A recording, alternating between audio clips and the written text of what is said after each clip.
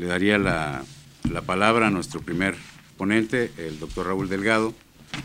El doctor Raúl Delgado es doctor en Ciencias Sociales de la Universidad de Pensilvania de los Estados Unidos, es autor-editor de 18 libros y más de 150 ensayos, entre capítulos y libros y artículos en revistas especializadas. Ha sido conferencista invitado en Canadá, Estados Unidos, Alemania, Holanda, Italia, Suecia, Gran Bretaña, España, Bélgica, Dinamarca, Suiza, Ghana, Marruecos, Senegal y muchos otros países. En 1993 recibió el Premio Anual de Investigación Económica Maestro Jesús Silva Herzog.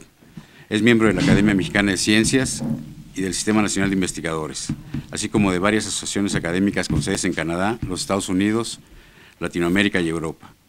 Dirige la colección Desarrollo y Migración de la editorial Miguel Ángel Porrúa y es profesor asociado del Programa de Estudios de Desarrollo Internacional de la Universidad de St. Mary, en Canadá, y del Departamento de Estudios Latinoamericanos de la Universidad Simon Fraser, de Canadá también, de remeso de la Universidad de Linköping, Suecia, y de los másters en Migraciones Internacionales de las universidades del País Vasco y Valencia, en España. Actualmente es presidente de la Red Internacional de Migración y Desarrollo, codirector de la Red de Estudios Críticos del Desarrollo, director de la revista Migración y Desarrollo, incorporado al directorio de revistas científicas del CONACYT, director del programa de doctorado en Estudios de Desarrollo de la Universidad Autónoma de Zacatecas, incorporado al padrón de posgrados de calidad del CONACYT en la categoría de competencia internacional. Le damos la palabra al doctor Raúl Delgado. Bueno, antes que nada quisiera agradecer a Eugenia Correa y Alicia Girón por la invitación a este, pues ya tradicional y muy importante seminario. Es realmente un privilegio para mí estar aquí.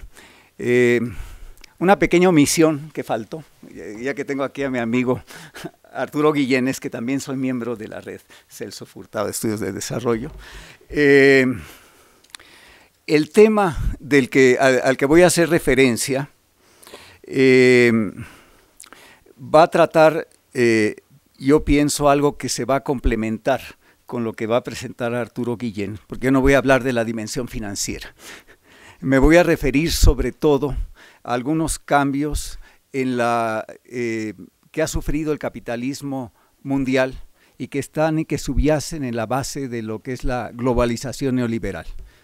La presentación la tengo organizada en 5 partes. Primero voy a pasar revista a algunos indicadores clave, algunos signos vitales que describen, yo creo que en muchos sentidos, la naturaleza de la reestructuración capitalista bajo la égida neoliberal. Sobre esta base voy a abordar después sucesivamente 3 aspectos del capitalismo contemporáneo que han sido relativamente poco abordados en la literatura y que me parecen fundamentales para entender la naturaleza incluso de la crisis actual que vive el capitalismo global. En primer lugar, voy a referirme a las características de la internacionalización del capital, algunas características sobresalientes.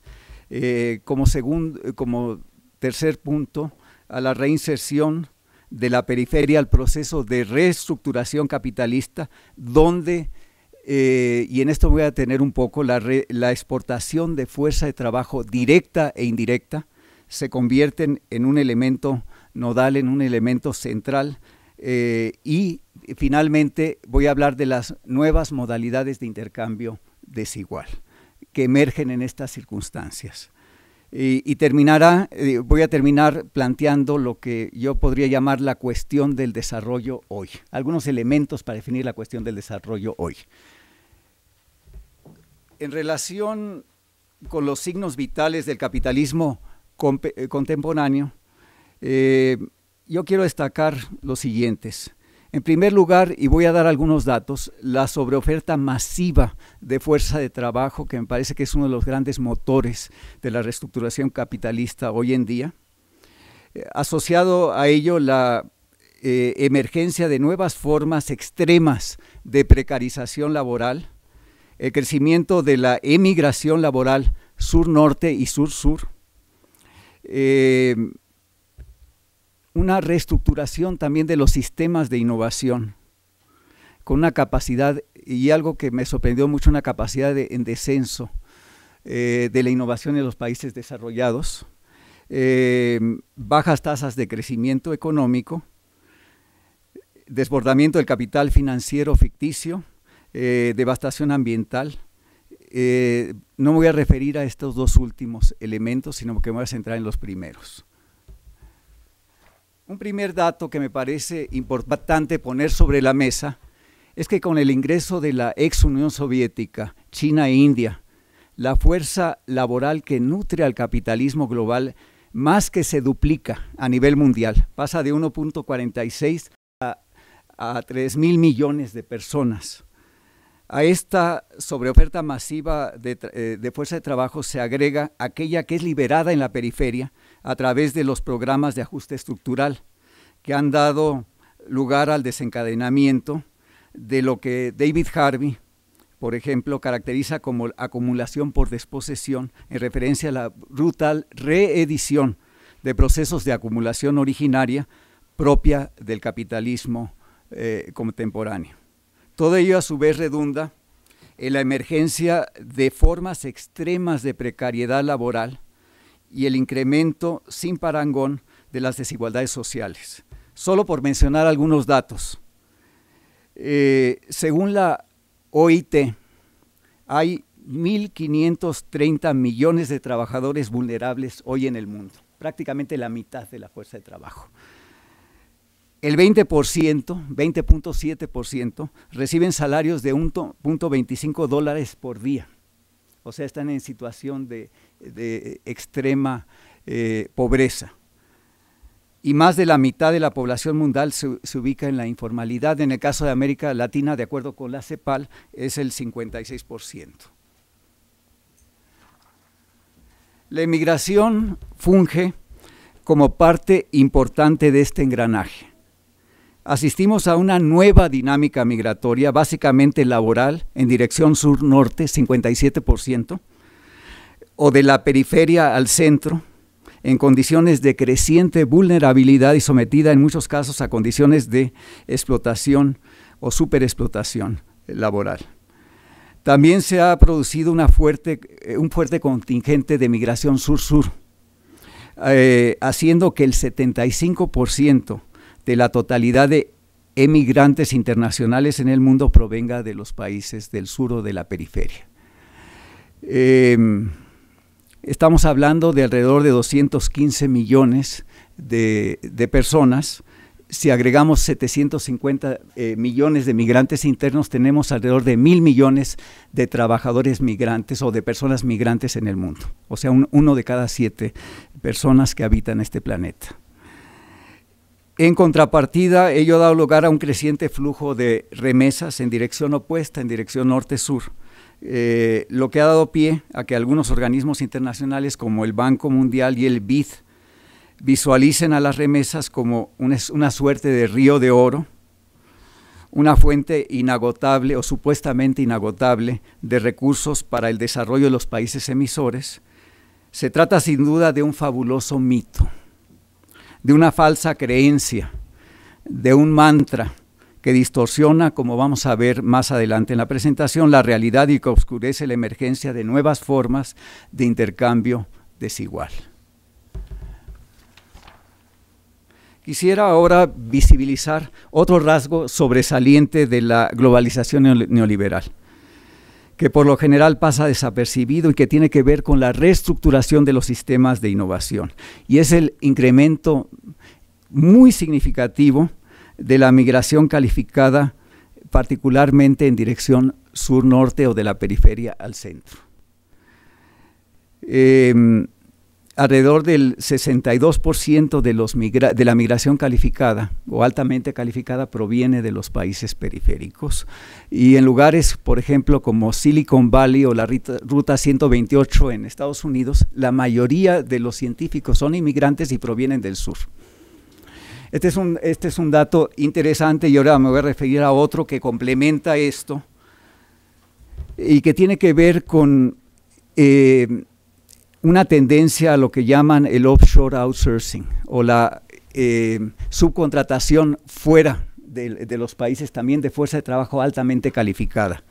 Solo en Estados Unidos invierte hoy en Bangalore, en India, alrededor de 9,000 millones de dólares por año, y ocupa alrededor de 1 millón de técnicos y científicos en plataformas científicas instaladas en India.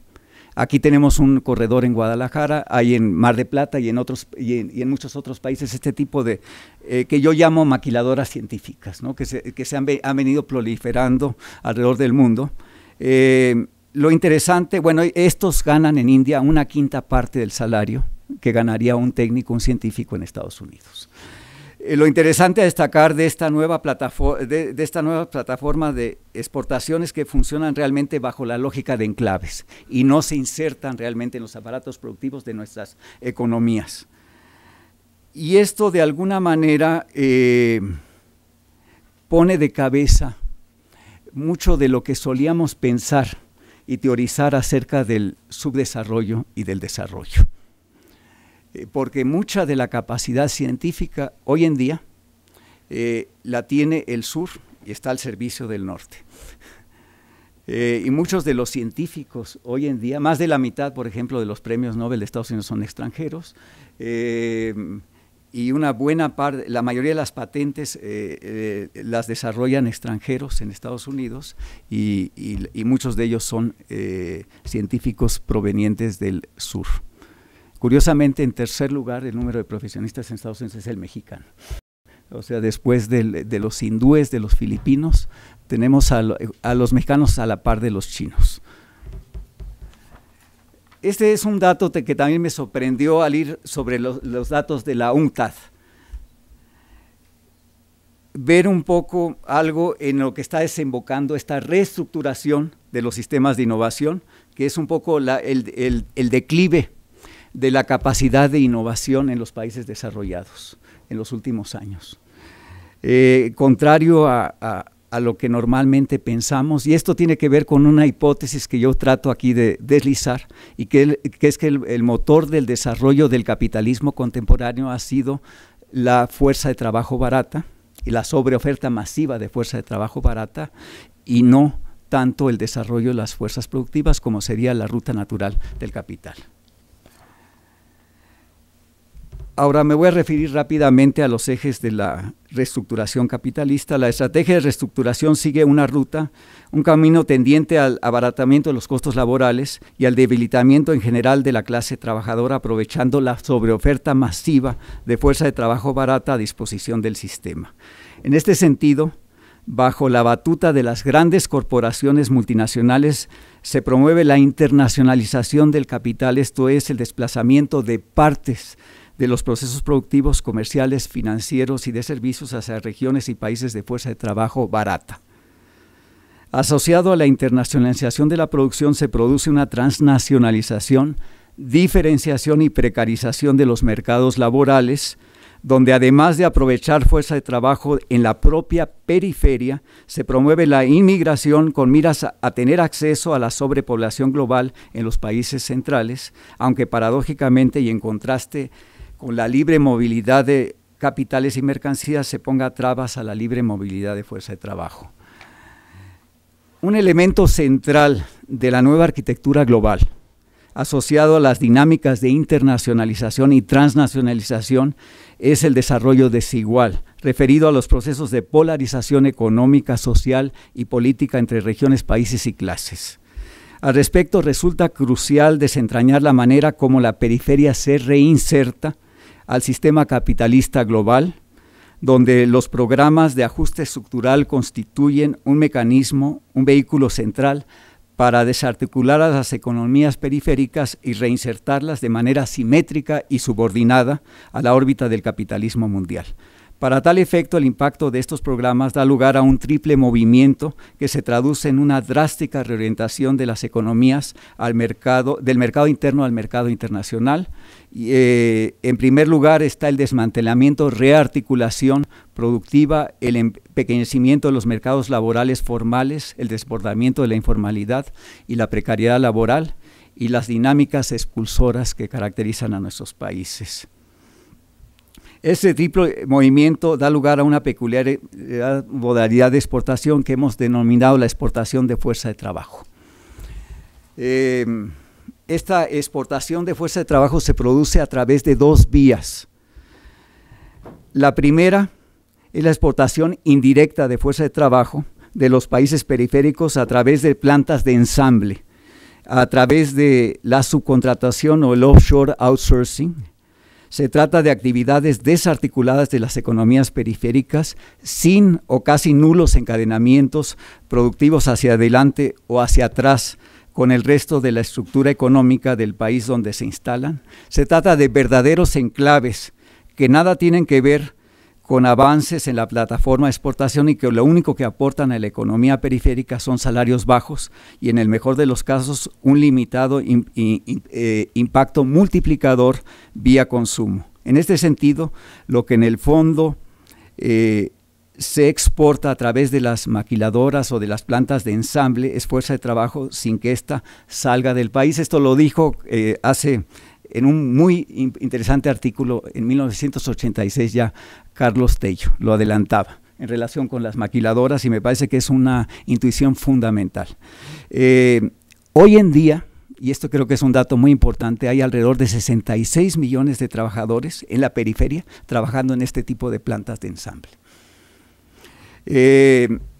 La segunda vía de exportación de fuerza de trabajo es la exportación directa de fuerza de trabajo vía migración laboral, que tiene como propósito satisfacer la demanda de fuerza de trabajo barata de los países centrales, de los países desarrollados, pero también y de manera muy importante ha servido también para el reemplazo también de fuerza de trabajo en algunos sectores, empujando hacia el abaratamiento de costos laborales. Aquí se involucran alrededor de 130 millones de trabajadores de la periferia en esta otra tendencia. Todo esto ha dado lugar a nuevas modalidades de intercambio desigual. No me voy a detener mucho en este punto, pero esto nos vuelve un poco a recordar a Emmanuel y a muchos teóricos del intercambio desigual. Y ahora creo que estas nuevas, que es importante volver a estas pistas para tratar de desentrañar la naturaleza del capitalismo hoy en día. La exportación indirecta de fuerza de trabajo a través de las plantas de ensamble implica la transferencia neta de las ganancias al exterior, aprovechando los diferenciales salariales. La migración laboral implica la transferencia de los costos de formación y reproducción social de la fuerza de trabajo que emigra. Aquí simplemente para darles un dato, esto lo hemos estimado para el caso de México, y que un poco va en contracorriente de lo que normalmente se piensa. Lo que le cuesta a México, y esto está calculado para todo el periodo del TLC y de manera conservadora, entre 1994 y 2008, lo que México invirtió en los trabajadores que emigraron a Estados Unidos, a la edad que tenían cuando primero ingresaron a Estados Unidos y al nivel educativo que tenían cuando primero ingresaron a Estados Unidos, estimado con la canasta básica y con los costos de educación pública simplemente, esto nos da 340,000 millones de dólares a precios constantes de 2008, que si lo comparamos con las remesas acumuladas, que son 185,000 millones de dólares, se ve muy claro que no es un buen negocio la exportación de fuerza de trabajo para México y que realmente estamos subsidiando a la economía de Estados Unidos y es una modalidad de intercambio desigual que normalmente no estábamos tomando en consideración. Y termino ya con las conclusiones. La globalización neoliberal entraña una vía de reestructuración capitalista, una modalidad que yo caracterizaría como una modalidad extensiva, parasitaria y rentista, depredadora de expansión capitalista, fincada en la superexplotación masiva de fuerza de trabajo barata. La exportación de fuerza de trabajo se convierte entonces en una pieza clave de la dinámica de reestructuración capitalista. Se trata de una modalidad regresiva de desarrollo en el horizonte norte-sur o centro-periferia.